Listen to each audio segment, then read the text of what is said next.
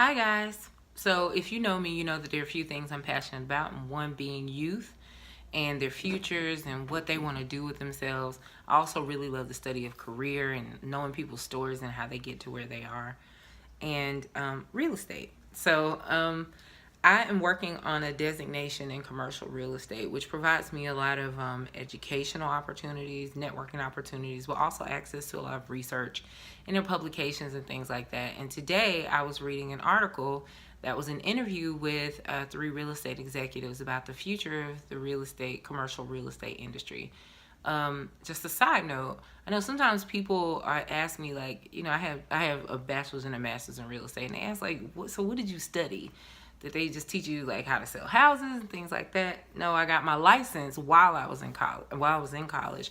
But the study of commercial real estate is about the development, the financing, and the management of real estate. If you think about it, everything you do is done in real estate. You live in a house or an apartment. You work out of a building, or you work for somebody who works in a building someplace, and even a park.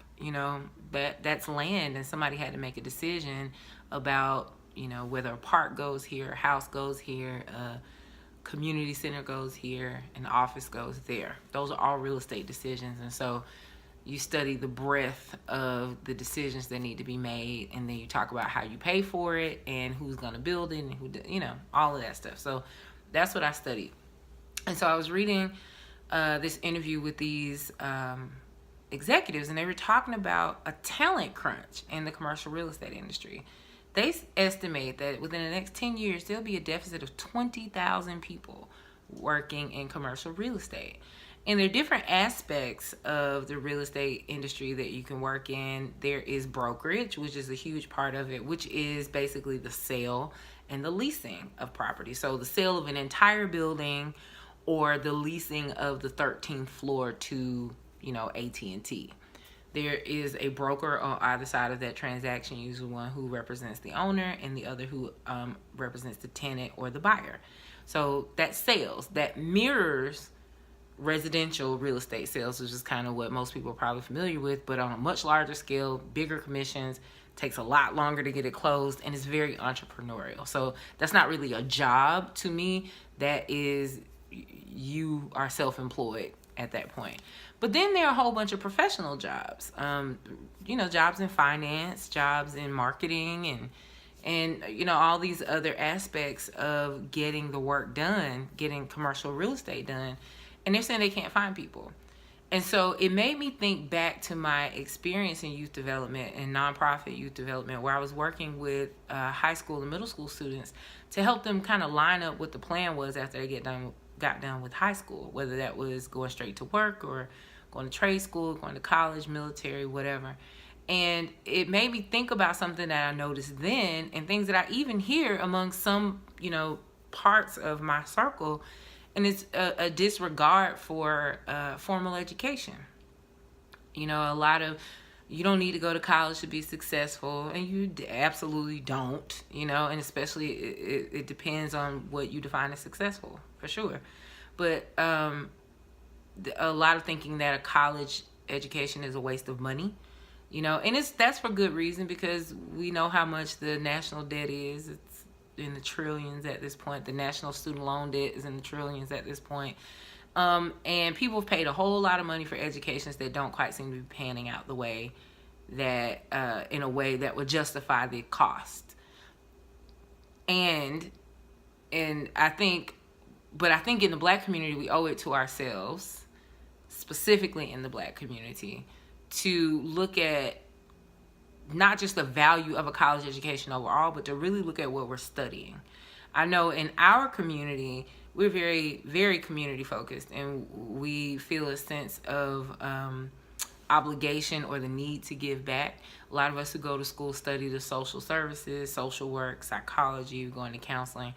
And unless you're going to find a way to work for yourself, it greatly limits your income potential. We know that we don't pay teachers enough. We just don't. Teachers are just only going to make a certain amount of money, even if you got a PhD. And so I think we owe it to ourselves to not just throw a college education away, but to really think about, how many of us really do need to be sociologists, working in sociology, not being a sociologist, but working in sociology.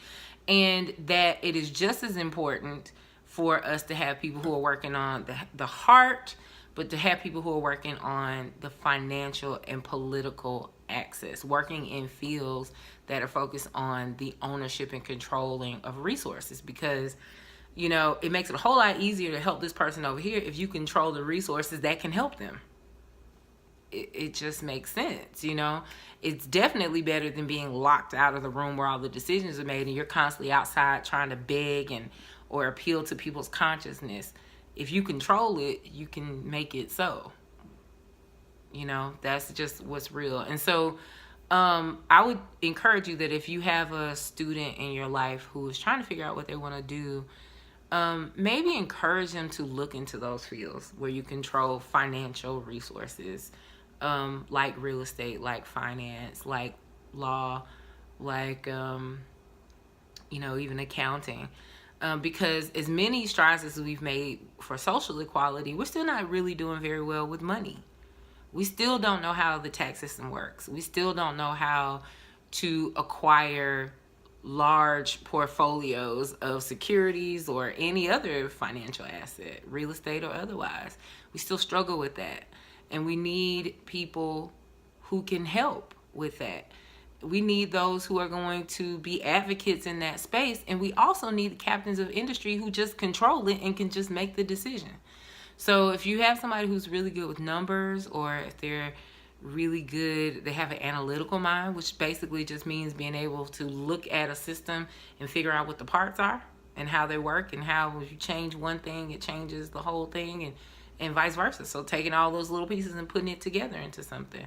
And so that, we have seats at the table and that we can open doors and earn incomes that actually put us in a position where we can get ahead financially, where we can purchase property outside of our primary home, and we're not walking around not claiming homestead exemptions and paying all these money in taxes when the property values go up in your neighborhood and then you lose your house because you didn't know that a homestead exemption would take care of that for you. And then one other thing that I thought was really interesting is that they said that the skills that were the most challenging for them to find were communication skills.